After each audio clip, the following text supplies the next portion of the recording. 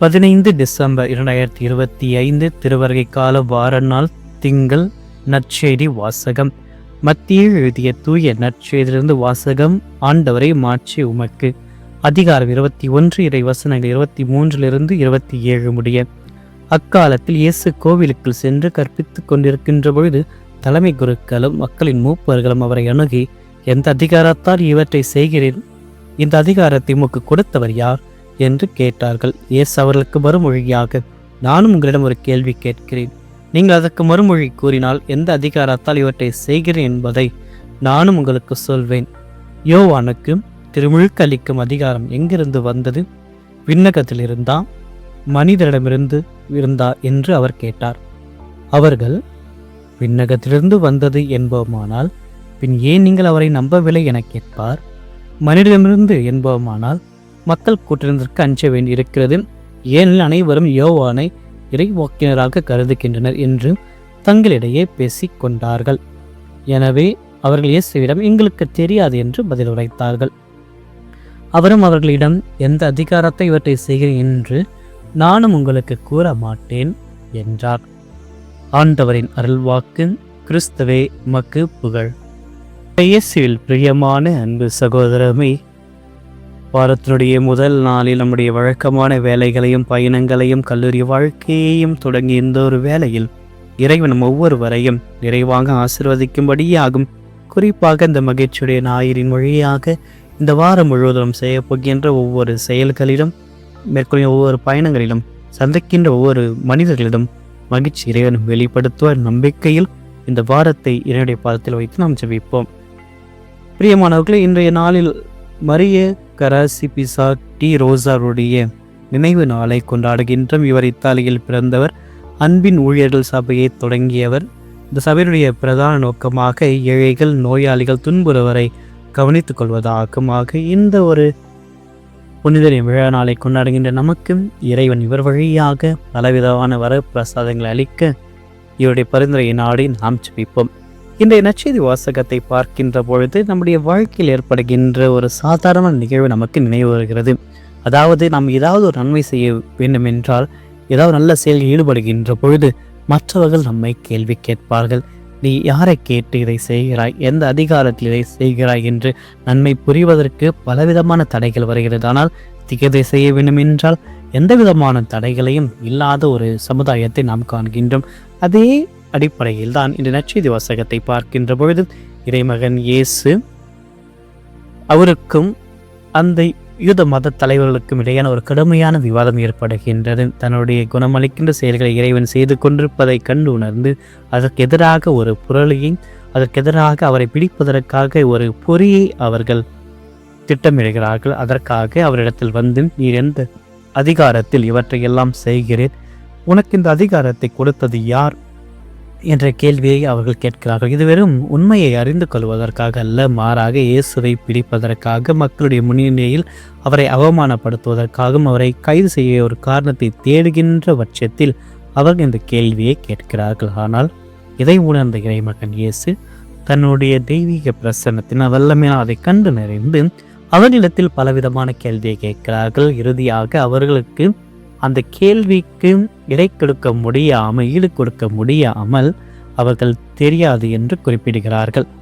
அதன் வழியாக தன்னுடைய இந்த மன்னக அதிகாரத்தை விண்ணக அதிகாரத்துடன் ஒப்பிட்டு, நான் கடவுளிலிருந்து வந்த மகனாக அந்த அதிகாரத்தில் மக்களுக்கு தேவையான நல்ல காரியங்களை நான் செய்து கொண்டிருக்கிறேன் என்பதில் அவர் உறுதியாக இருக்கின்றார். ஏனெனில் இந்த மத தலைவர்கள் விண்ணிலிருந்தும் சொல்ல முடியாது, மண்ணிலிருந்தும் சொல்ல முடியாது. ஆகவே இதை உணர்ந்த இறைமகன் இயேசு சரியான கேள்வியை கேட்டு அவர்களை சிக்கலில் மாட்டி விடுகிறார். இன்று நாம் இந்த அதிகாரத்தை நாம் பயன்படுத்த வேண்டும். எந்த அதிகாரம்? இயேசுனுடைய அதிகாரம். இயேசுனுடைய அதிகாரம் என்பது இறைமகன் இந்த உலகில் இறையரசை கட்டி எழுப்புகின்ற ஒரு அதிகாரம். அந்த அதிகாரத்தை நாம் பயன்படுத்த வேண்டும். அவருடைய அதிகாரத்தின் பொறுத்து நாம் பலவிதமான நன்மைகளை இறைவனிடத்திலிருந்து பெற முடியும். அவருடைய அதிகாரத்தை நாம் பெற வேண்டும் என்றால் நம்மில் இருக்கின்ற பலவிதமான அதிகாரத்தை தூக்கி போட வேண்டும். இறைவனுக்கு முன்பாக நாம் தாழ்ந்து இருக்க வேண்டும். பல நிலைகளில் நாம் இறைவனுக்கு முன்பாக நாம் பெரியவர்கள் என்ற ஒரு மனநிலையில் நாம் இருக்கின்றோம். மக்களுக்கு முன்பாக நான் சொல்வதுதான் சரி என்ற ஒரு அகங்காரத்தில் நாம் வாழ்ந்து கொண்டிருக்கின்றோம். இன்று நம்முடைய மனித அதிகாரத்தை அனைத்தையும் தூக்கி போட வேண்டும். இறைவனுக்கு முன்பாக அடிபணிந்து, இறைவனுக்கு முன்பாக நாம் பணிந்து வாழ்கின்ற பொழுது இறைவனுடைய அதிகாரத்தினால் நாம் மீட்கப்படுவோம். இறைவனுடைய அதிகாரத்தினால் குணமாக்கப்படுவோம். இறைவனுடைய அதிகாரத்தால் பாதுகாக்கப்படுவோம். ஏனெனில் இறைவனுடைய அதிகாரம் என்பது எவராலும் தடுத்து நிறுத்த முடியாத ஒரு அதிகாரம்.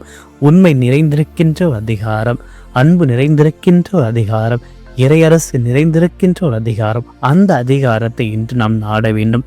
அந்த அதிகாரத்தின் பொருட்டுதான் இன்று நாம் மேற்கொள்கின்ற எந்த விதமான செயல்களாக இருந்தாலும், எந்த விதமான காரியமாக இருக்கட்டும், அதில் வெற்றி அடையும். ஏனெனில் இறைவன் அந்த சூழ்நிலைக்கு அதிகாரமாக தலைவராக இருக்கின்றாகவே இயேசுவே நம்முடைய குடும்பத்தினுடைய தலைவராக, நம்முடைய வாழ்க்கையின் தலைவராக இருப்பதினால் அவருடைய அதிகாரத்துக்கு கீழ் நாம் பணிந்து, அவருக்கு கீழ்ப்படிந்து, அவருடைய வார்த்தைகளை கேட்டு அதன்படி நாம் வாழ்கின்ற பொழுது நமக்கு நேரிருக்கின்ற எந்த விதமான பிரச்சனைகளாக இருந்தாலும் இறைவன் முன்னின்று நம்மை காப்பார் என்ற நம்பிக்கை இன்று நமக்கு பெறப்படுகிறது. அதில் நாம் உறுதியாக இருக்க வேண்டும். இறைவன் மீதான முழுமையான நம்பிக்கையை வைக்க வேண்டும். அவரை அன்பு செய்ய வேண்டும். அவருடைய நிழலில் நாம் வாழ வேண்டும் என்ற நம்பிக்கையில் இந்த நாளை இறைவனோடு நாம் தொடங்குவோம். ஆமென். மன்றாடுவோமாக. அன்பே உருவானையும் அன்பு தகப்பனை, இந்த புதிய நாளிற்காக உமக்கு நன்றி கூறுகின்றோம்.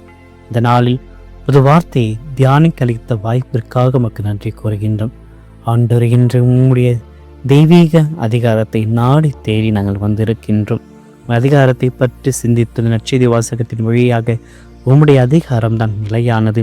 உம்முடைய அதிகாரத்தை கொண்டுதான் இந்த உலகில் உள்ள ஒவ்வொரு வாழ்க்கையும் சீர்படுத்த முடியும், மகிழ்ச்சி அடைய முடியும் என்ற நம்பிக்கையில் உம்மை பார்த்து ஜெபிக்க வந்திருக்கின்ற ஆண்டவரே, தலைமை குருக்களும் மூப்பர்களும் செய்ததைப் போல நாங்களும் சில சமயங்கள் எங்கள் பெருமை, பயம், சுயநலத்திற்காக உமது அதிகாரத்தையும் போதனைகளையும் ஏற்றுக்கொள்ள மறுக்கின்றோம். ஆகவே என்னுடைய வாழ்க்கையில் ஒவ்வொரு பகுதி குடும்பத்தின் வேலைகளிலும் உறவுகளிலும் நாங்கள் இதற்கு வழிகாடாக மகிழ்ச்சியை தொலைந்த நபராக இருந்த தருணத்திற்காக உமக்கு நன்றி. உம்மிடம் மன்னிப்பு கேட்கின்ற ஆண்டவரே, உமது அதிகாரத்துக்கு நாங்கள் முழுமையாக அடிப்படைய எங்களுக்கு தேவையான பணிவையும் தைரியத்தையும் தாரும். நாங்கள் இந்த உலகத்தினுடைய கருத்தை எல்லாம் சிந்தைக்கில் கொண்டாமல் ஒரு வார்த்தையை எங்களுடைய வழிகாட்டியாக ஏற்க எங்களுக்கு உதவி ஏறலும். ஆண்டவர், நாங்கள் பல நேரங்களில் உமது அதிகாரத்தை பற்றி தெரிந்து கொள்ளாமல் பலவிதமான பாவங்களை செய்திருக்கின்றமாக இன்று உண்மையை அறிந்து கொள்கின்ற தாகத்தை, உமது சித்தத்தை நிறைவேற்றுகின்ற விருப்பத்தை எங்களுடைய மனதில் ஊற்றியறல வேண்டுகின்றோம்.